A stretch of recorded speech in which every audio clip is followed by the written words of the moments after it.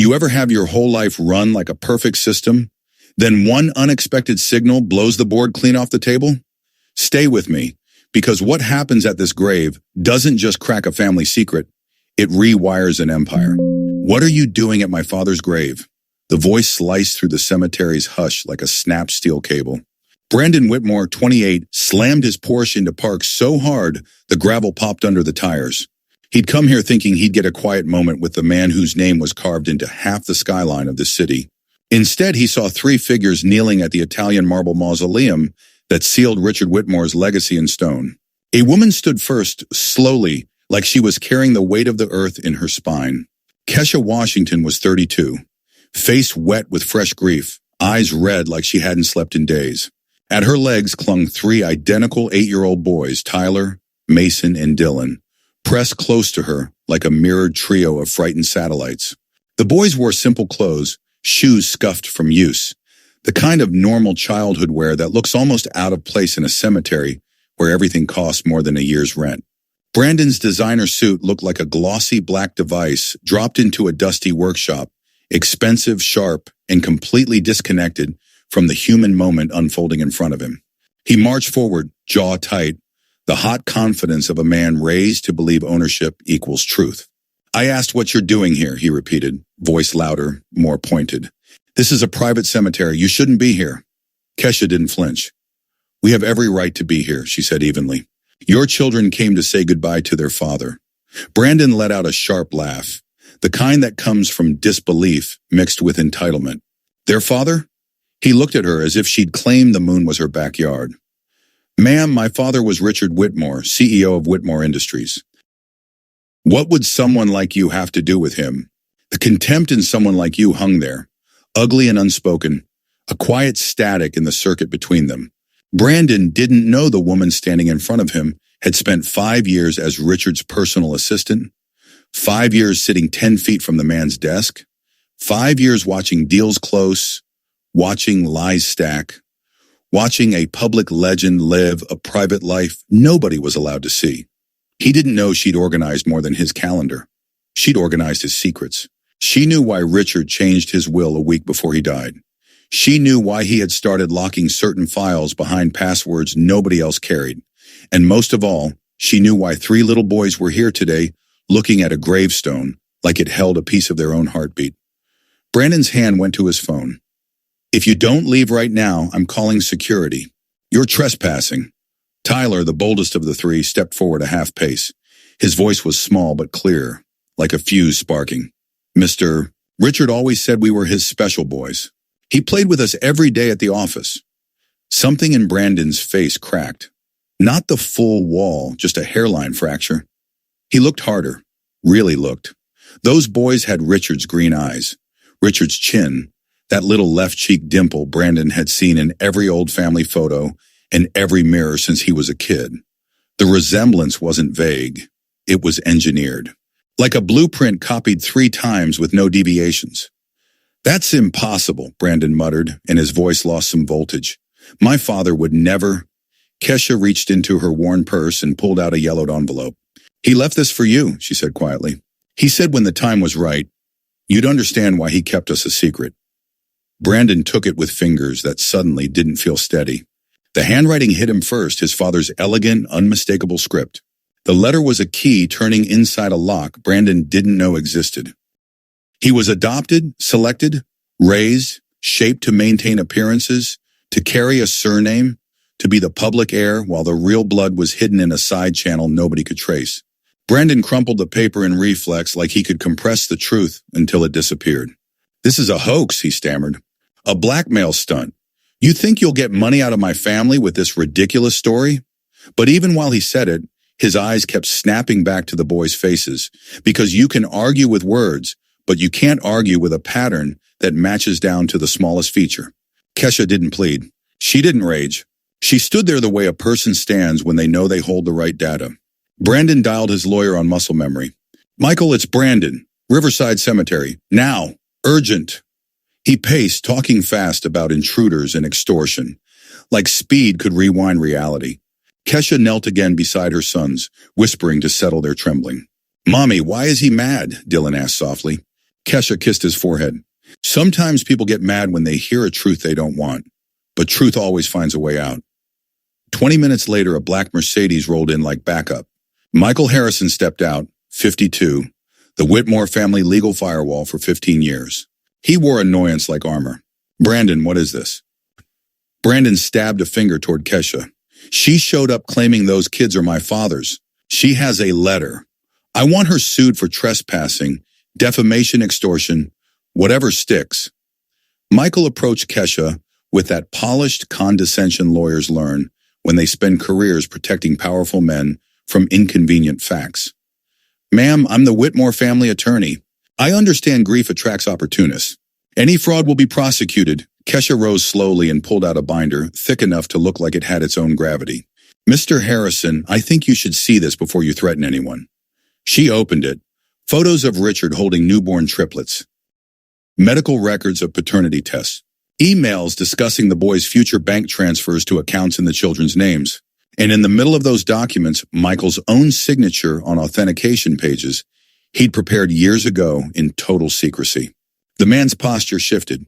First confusion, then discomfort, then a flicker of contained panic, like someone seeing their own fingerprint on a crime scene they'd hoped stayed buried. This is impossible, Michael whispered. Richard didn't mention much to anyone except me, Kesha said, and her voice sharpened hard enough to make both men go still. I was his assistant for 5 years. I handled his files, his private meetings, his special arrangements. These aren't guesses. They're records. Brandon grabbed the binder out of Michael's hands. Forgeries, all of it. His mouth worked around the sentence he was about to say, and the ugly half-word nearly slipped out. Kesha's eyes narrowed. With a what? Brandon, finish it. Say who you are out loud. The triplets pressed closer to her. Tyler took both brothers' hands, watching Brandon with a stare way older than 8. Brandon snapped fully. My father built an empire. He would never associate with people like you. This is an insult to his memory and our family. Michael tried to calm him, but Brandon's ego was overheating, and he couldn't locate the off switch. I'm making this public, he barked. I'll expose this scam everywhere. When I'm done, you won't have a place to live. Kesha's face changed, not loud, not dramatic, just a temperature drop. Patience went offline. Determination came online.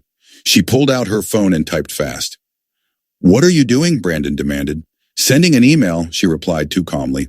To the Whitmore Industries Board, major shareholders, investigative journalists, and the IRS. Michael went white. Wait, let's talk. Kesha laughed once, dry and surgical. I've had 5 years of calm, Mr. Harrison. 5 years of organizing Richard's files. 5 years of tracking every dirty penny. 5 years of keeping quiet about transactions that would make the FBI salivate. Brandon's voice finally wobbled.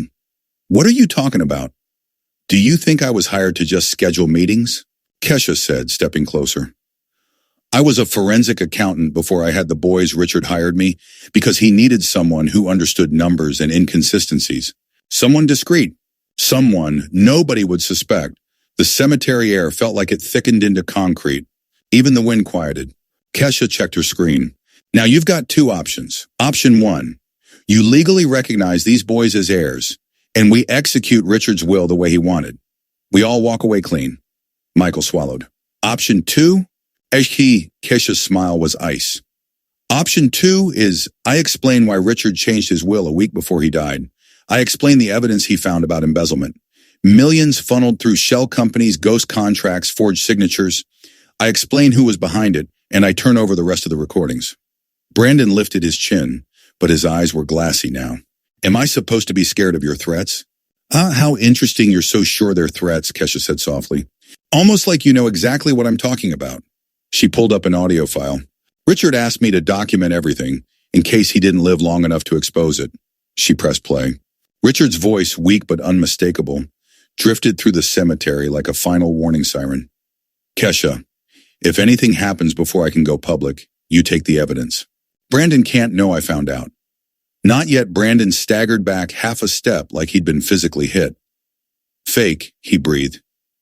Digital manipulation, is it? Kesha asked, and her calm was scarier than yelling. Funny how sure you are. Miss Washington Rodriguez greeted her with professional respect. We received your email and preliminary evidence. Impressive work. Michael tried to insert himself. Detective, there's a misunderstanding, Mr. Harrison. Rodriguez cut in, eyes hard. I advise you to stay silent. Your signature appears on several documents under investigation. Brandon lost it. You're just believing her because she's a licensed forensic accountant who worked directly with the victim for 5 years, Rodriguez finished. Mr. Whitmore, call your attorney, a different one. Kesha looked down at her sons. Tyler whispered, Mommy, will they stop being mean now? She hugged them tight. Yes, baby. Sometimes truth takes time, but when it comes out, it fixes a lot. Rodriguez turned to the agents. Gentlemen, you're suspects in corporate fraud and forged legal documents. You have the right to remain silent. Wait, Brandon sputtered. I can explain. The cuffs clicked and the sound was louder than any argument. Michael's face collapsed. Brandon's voice turned to noise. Kesha knelt beside her boys as the men were led away, and the grief that brought her here in the first place began to lift into something else, relief, maybe, or the clean ache of a promise being kept. Detective, she said quietly, the sample I sent is only the surface. Richard hid originals in 3 locations. Passwords are with the will he left me. Brandon jerked in disbelief. What will? The only will is with our lawyers. Kesha pulled another envelope. You mean the forged will found 2 days after his death that leaves everything to you and erases 3 children? That one? Michael's mouth opened in terror. Brandon looked like the ground had vanished. Forged? Oh, Brandon, Kesha said almost sadly. Richard discovered you weren't just stealing. You weren't even Blood Whitmore. He ran DNA after the numbers stopped adding up. The agents tightened their grip.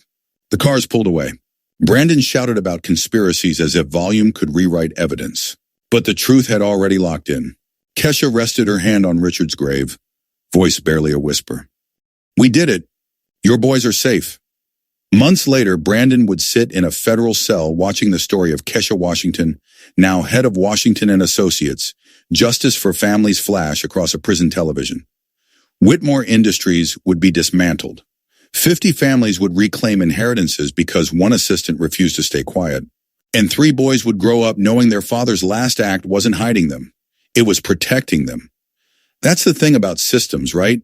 You can fake a signature, reroute money, and bury evidence for a while until one person with access, skill, and the courage to speak pulls the cover off the whole mechanism. So tell me, if you'd been Brandon, would you have listened to the data before the ego? And if you'd been Kesha, would you have carried truth this far to protect your kids? Drop your take in the comments. And if you want more stories where the smallest overlooked piece becomes the key that brings down the whole machine, subscribe.